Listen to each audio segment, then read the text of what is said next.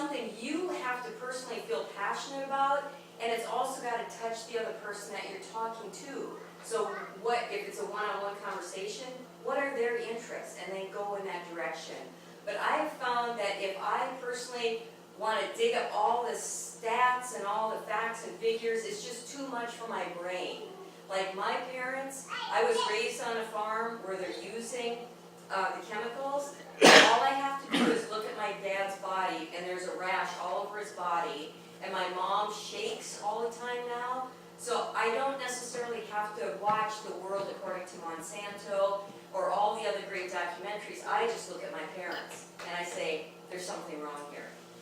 So the very first one is to undermine the credibility. So it isn't just Monsanto, it's the 5 major companies, right? There's Dow and the other ones as well. So you want to find something that you relate to. And for me personally, it's like, I know that Monsanto is the company that said Agent Orange was safe, you know, or DDT was safe, and we trusted them back then. So that is a very simple way that I can do it. Also, I know that with the FDA, the scientists said we've got to test GMOs. You know, there are all these potential problems, we need to test it.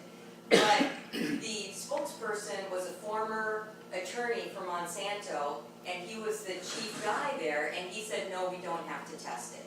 And so there was not one safety standard done on them. So right away, that will undermine their credibility. So find something for you. I mean, there's all kinds of independent scientists who have done the research, and they actually have been threatened or fired within a couple days of coming out with the studies. So find your own and see what really resonates with you. And then the second one is you can talk about the health risks. There are so many. I mean, there's infertility, there's autism, there's all kinds of gastrointestinal problems. Got any other ones? Genetic damage? Genetic damage. Right, so for me, the thing that I really got from genetic roulette was when they spray insecticides, it causes the bugs to explode from the inside out. And now I know people with leaky gut syndrome, and so you know that there's probably a very good chance that there's correlation. So you can talk about the health risks with people, and then the third step is to get some third-party support. So you're not just saying, well, I don't think they're a good idea.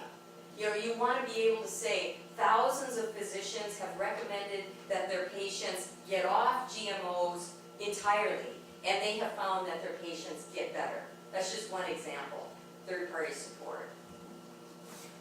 And then you will look at the large scale of the problem. Some people who go to the grocery store and they say, I'm a savvy shopper and I see those strawberries cost $1 more than these strawberries, so I'm going to get these because they're cheaper. But they don't realize the real cost in getting the cheap strawberries. So, you know, we have a really wonderful opportunity here because we know this information, and our friends and family, we can tell them about it and just create this awareness. Because I was at a point at one time in my life, it's like, well, those are cheaper, get those. But now that I know, it's like I wouldn't touch them with a 10-foot pole. So you're going to look at the large scope of the problem, and as Richard said, you have the cross-pollination. You know, they say don't spray when it's windy outside, but still those particles can drift. And then once it drifts, it's unstoppable. You really can't stop it. So I think if people knew the long-term effect of GMOs, they would be so much more, receptive to buying organic and really supporting the organic farmers. And all it takes, like Lindley recommended to me that I watch The Bug's Life, and I watched it. Yeah. And it's so true that when all these little ants were saying, you know, we have to kowtow the grasshoppers, you know, they want us to work for them and we have to work and do all this stuff. But once they all came together and they were working together, they actually made a difference. So another thing I like to say to people is what the top people want is for us to fight with each other. They want us to say, don't you see, you know, and then the more we start debating each other, the more power they have. So let us just inform each other. And I'll get more into that a little bit later, the how to it. And then lastly, see, this is so fast, but at least it gives us a structure, right? Of how to talk to people. And then the call to action. What do you want them to do? Like, do you want them to look at the non-GMO shopping guide? Do you want them to buy more organic? For me, I wanted to get off packaged foods as much as possible, and I did a 10-day cleanse, and if any of you are interested in that, that really helped me get off the packaged food a lot, because it is so addictive. It can be very addictive. Okay, so now, let's talk about the how. How do you want to talk to people? And this is tricky, because, we're here at a vegetarian potluck, and you may have run into this with people too, because all of a sudden we are aware of what's happening to the animals, we're aware of the environmental problems and all of that, and when somebody comes in and they're eating something, you just want to pull your hair out. If you're anything like me, it's like, oh my God, don't you see? It could be so much better. But the same with GMOs. So if somebody comes up to us and they're like, well, hey, GMOs are going to feed the world. What's your first response? You just want to go, no, that's not right. You've been misinformed.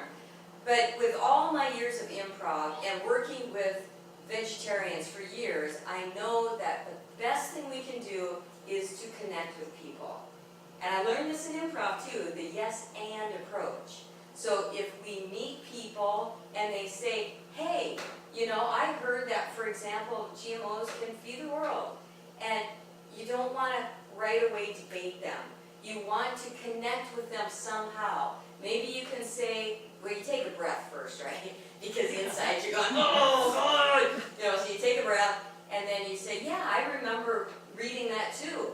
It can be as simple as that, but something to connect with people. Yeah, I remember reading that too. And all of a sudden, they don't see you as somebody who's just going to come and debate them and put them down in a way and make them wrong. Nobody wants to be wrong. So find a way to connect. And I always say I'd rather just look for the truth than be right. Because if I go into it and I'm thinking I want to be right about this, it puts me in a totally different frame of mind. So how can I just explore the truth and really find out the truth? Okay, so another yes and. Let's just practice that for a few minutes just because it's new to a lot of us. What would you say? Give me an example. If somebody says, you know what, I love cheese. I can't get off cheese. I just love it so much.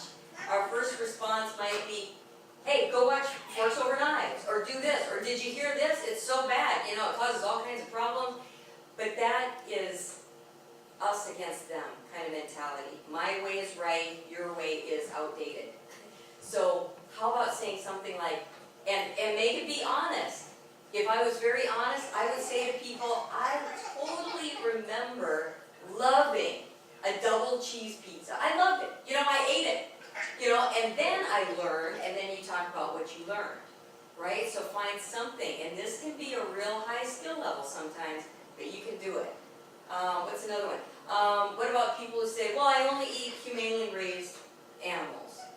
And you can say, yeah, it looks like you're a real animal lover. Me too. And then you go into what you know about it. So find some way to connect with people. So it's going to make this really short.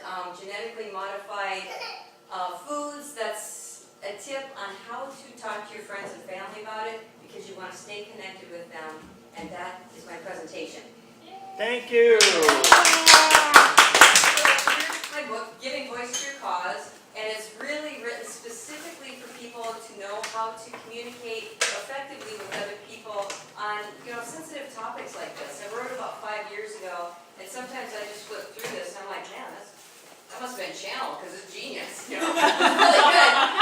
So if you want that, just go to Amazon.com and go to Giving Voice to Your Cause, and you'll find it there, and you can get it. And I just wrote this latest ebook, and this is called Can You Be a Vegan and Still Have Friends Over for Dinner? Oh, that's great. And this is an ebook that's also available on Amazon. So, if you need some support with that, that's exactly why I wrote these books. So thanks. Thank you.